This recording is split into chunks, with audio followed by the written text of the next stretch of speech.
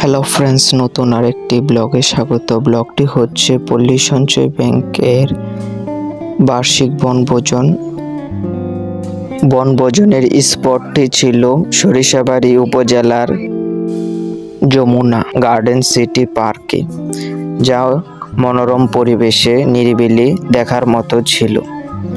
শিশুদের জন্য রয়েছে বিভিন্ন রাইড এবং প্রাকৃতিক পরিবেশের সমাহার। পার্কের মধ্যে রয়েছে ভ্রমণের জন্য একটি ট্রেনে আমি, আমার ভাগনা এবং আমার ছোট ভাই মিলে আমরা 4 জনে উঠি ট্রেনটিতে ভ্রমণ করার পরে আমরা অন্য কোনো রাইডে ওঠার চেষ্টা করি। এখানে আমার ছোট ভাগনা ঘোরাঘুরি করছে, এটা থেকে ওটাতে উঠছে এবং পরে আমরা দোলনায় যাই। এরপরে এখানে একটা ওয়াচ টাওয়ার রয়েছে, ওয়াচ টাওয়ার উপর থেকে পরিবেশটা দেখার জন্য ওয়াচ টাওয়ারে উঠে পড়ি। ওয়াচ টাওয়ার থেকে আরেকটি দোলনা রয়েছে, ওই দোলনাতে আমরা বসার চেষ্টা করি। এটি একটু ইউনিক দোলনা রয়েছে, সবথেকে সুন্দর একটি খেলনা ছিল। এতদিন ফেসবুকে দেখতাম, এখন এই রাইডটা দেখতে পেলাম। আশেপাশে চারিদিকে প্রচুর গাছপালা রয়েছে, যা পার্কটিকে আরো সুন্দর করে তুলেছে। কিন্তু পার্কটি যেতে হলে কিছুটা পথ দুর্গম এলাকা রয়েছে। পার্কটি অনেকটা নদীর চরের মধ্যে হয়ে গিয়েছে। পার্কটি যেতে মেন রাস্তা থেকে অনেক দূরে। এরপর বনভোজনে যেসব বাচ্চারা ছিল তাদেরকে নিয়ে একটি খেলার আয়োজন করা হয়। খেলাটি জুড়িতে বল নিক্ষেপ।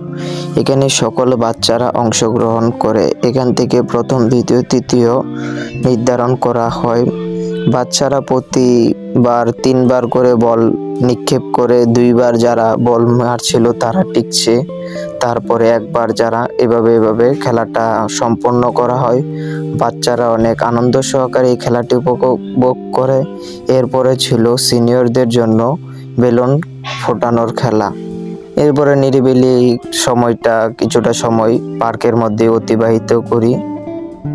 এরপর ছিল খাবারের অংশ।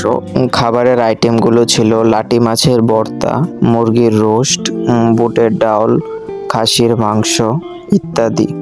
সবাই অত্যন্ত আনন্দ সহকারে খাবারগুলো খাচ্ছিল। খাবারের পরে আবার অনুষ্ঠান রয়েছে, সেই অনুষ্ঠানগুলো সবাই খাবার শেষ হলে আবার শুরু হবে। এই খেলাটি ছিল শুধু কর্মকর্তা কর্মচারীদের জন্য। জুড়িতে বল নিক্ষেপের খেলায় সবাই অংশগ্রহণ করে এবং শেষ পর্যায়ে খেলার ফলাফল নির্ধারিত হয়। এই খেলাধুলার শেষ পর্যায়ে রয়েছে, খেলাধুলার শেষে রয়েছে লটারি। এই লটারির মাধ্যমে কে কয়টা পুরস্কার পায়, এই পুরস্কারগুলো ছিল মোট 30টা পুরস্কার।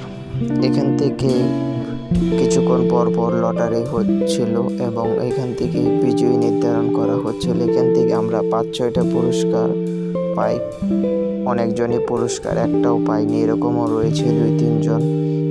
সবাই পুরস্কারগুলো নিয়ে আস্তে আস্তে বিকেল হতে লাগলো এবং বাড়ির দিকে সকলে রওনা হতে লাগলো। সবাই ধন্যবাদ। চ্যানেলটি সাবস্ক্রাইব করে পাশে থাকবেন এবং শেয়ার করবেন।